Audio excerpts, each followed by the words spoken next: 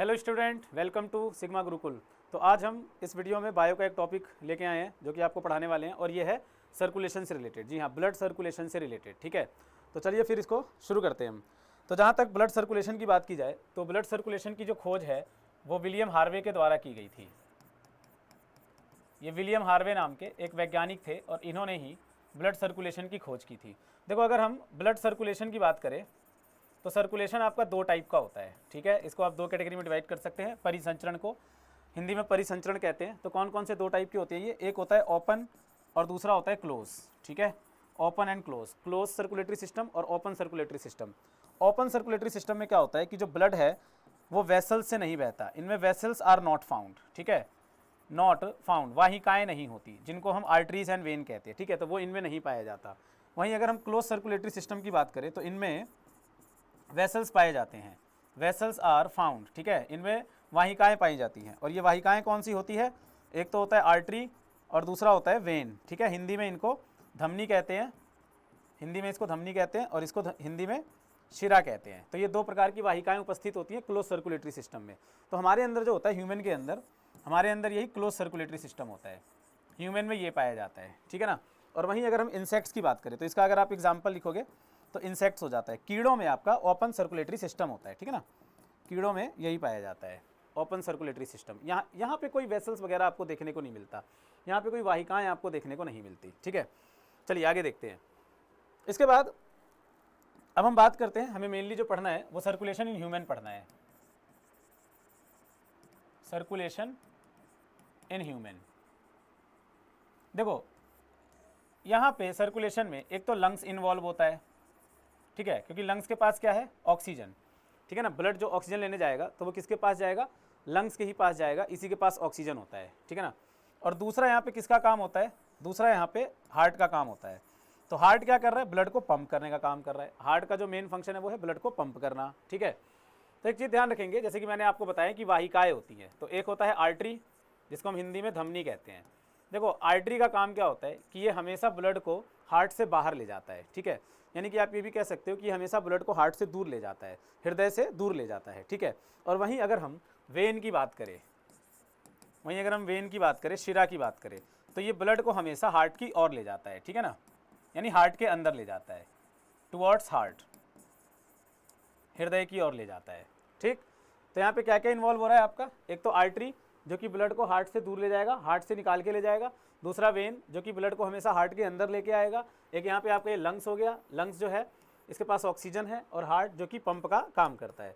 अब देखते हैं जरा ब्लड कैसे किस तरह से फ्लो करता है। ठीक है ना, ब्लड का फ्लो देखते हैं जरा। देखो, सबसे पहले इसको हम लिख लेंगे और ये हो गया आपका हार्ट। सबसे पहले सारा का सारा ब्लड हार्ट के अंदर आता है। ठीक है, तो हार्ट के अंदर ब्लड को कौन लेके आता है? हार्ट के अंदर ब्लड को लाने का काम वेन्स का होता है, वेन्स ले आते हैं। ठीक है ना, पहले सारे छोटे छोटे वेन्स आके एक बड़े वेन्स में खुलते हैं जिसका नाम वेना कावा होता है। तो उसी के अंदर पहले सारा का सारा ब्लड आता है, वेना कावा के अंदर। फिर इसके बाद हार्ट के कौन से पार्ट में ब्लड आता है? तो ध्यान रखना कि सबसे पहले ब्लड आता है राइट ऑरिकल में। राइट ऑरिकल में हार्ट के 4 चैम्बर होते हैं, 2 ऑरिकल होता है, 2 वेंट्रिकल होता है। ठीक है, तो राइट ऑरिकल में पहले ब्लड आता है और फिर राइट ऑरिकल के बाद फिर ब्लड जाता है राइट वेंट्रिकल में, फिर जाता है ब्लड राइट वेंट्रिकल, और फिर इसके बाद हार्ट से ब्लड कहाँ जाता है? लंग्स में।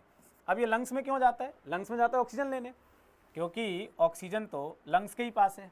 ठीक है, तो अब जो यहाँ पे ब्लड लेके आ रहा है उसका नाम है, देखो, हार्ट से अवे ब्लड को हमेशा एक आर्टरी ले जाता है। तो ये खास प्रकार का आर्टरी है जिसका नाम है पल्मोनरी आर्टरी, पल्मोनरी आर्टरी, जिसको फुफ्फुस धमनी कहते हैं हिंदी में। ठीक है, अब फिर लंग्स से ऑक्सीजन लेकर ब्लड सारा का सारा दोबारा हार्ट के अंदर आता है। ठीक है, तो हार्ट के अंदर जो ब्लड को लेके आता है वो कौन लाता है? पल्मोनरी वेन लाएगा। पल्मोनरी, पल्मो वर्ड आप कहीं भी देखते हो समझ लो वो लंग्स से जुड़ा हुआ है। तो पल्मोनरी वेन ब्लड को लंग्स से हार्ट में ले आएगा। तो पहले हार्ट में ब्लड जो है वो आपका एंटर करेगा लेफ्ट ऑरिकल में, पहले ये लेफ्ट ऑरिकल में एंटर करेगा और फिर उसके बाद ये जाएगा लेफ्ट वेंट्रिकल में, लेफ्ट वेंट्रिकल में जाएगा। ठीक है, और फिर हार्ट से सारा का सारा ब्लड बॉडी के डिफरेंट पार्ट में चला जाएगा और बॉडी के डिफरेंट पार्ट में ब्लड को ले जाने का काम जो करेगा वो आर्टरी करेगा, ये आप जानते हो। ठीक है, ये आर्टरीज का काम होता है कि ये डिफरेंट पार्ट में ब्लड को ले जाएंगे। ठीक है, अब मैं अगर इसको इधर थोड़ा सा बीचों बीच बांट दूं, इधर ये डिवाइड कर दूं, तो ये जितनी भी चीजें आप देख रहे हो, हाँ चलो इसको हमने ऐसे बांट दिया, तो यहाँ पे ये आप इधर की साइड जितनी भी चीजें देख रहे हो, ये सारा का सारा डीऑक्सीजनेटेड होता है, इनमें ऑक्सीजन नहीं पाया जाता, ये सारा डीऑक्सीजनेटेड होता है।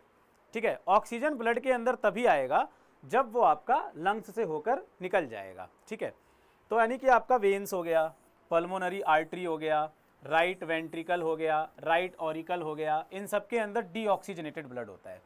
और जैसे ही ब्लड लंग्स से होकर गुजर गया तो अब इसमें कौन सा ब्लड आ जाएगा, ऑक्सीजनेटेड, क्योंकि लंग्स से निकलते ही ऑक्सीजन आ जाता है, इसके अंदर ऑक्सीजन इंटर कर जाता है। ठीक है, तो ये अब ऑक्सीजनेटेड ब्लड हो गए।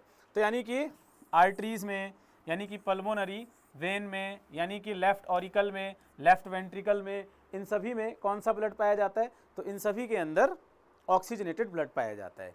ठीक है, अब आप यहाँ पे एक चीज़ और देख सकते हैं दोस्तों, कि जो हमारा ब्लड है वो हार्ट में 2 बार इंटर कर रहा है, एक बार यहाँ कर रहा है और एक बार यहाँ कर रहा है। ठीक है, ये भी एक इंपॉर्टेंट पॉइंट है कि जो ब्लड है हमारे हार्ट में कितनी बार इंटर करता है, तो ट्वाइस, 2 बार इंटर करता है। तो इसी चीज़ को हम कहते हैं डबल सर्कुलेशन। ठीक है, जो ब्लड हार्ट में 2 बार इंटर कर रहा है इसी को डबल सर्कुलेशन कहा जाता है, दोहरा परिसंचरण कहा जाता है इसको हिंदी में, दोहरा परिसंचरण।